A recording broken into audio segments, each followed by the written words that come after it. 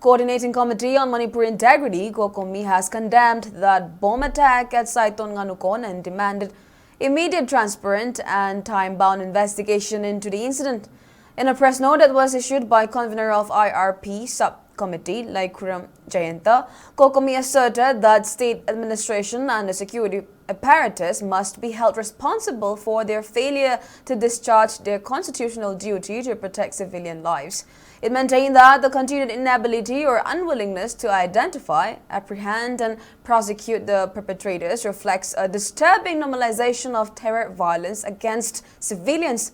While maintaining that no official status report has been placed in the public domain regarding the progress of investigations on firing at Torbung on December 16, Cocomi further demanded public disclosure of investigation findings, including accountability of both the perpetrators and officials whose acts of commission or omission enabled such attacks.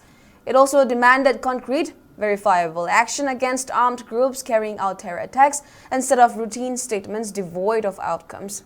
Cocomi further urged government to issue clear and unenforceable assurances of civilian safety, particularly for vulnerable and conflict-affected localities. Cocomi further maintained that people of Manipur cannot be expected to live under constant fear while the state functions as a mute spectator. Failure to protect civilians is not merely administrative negligence. It constitutes a breach of constitutional, legal and moral responsibility.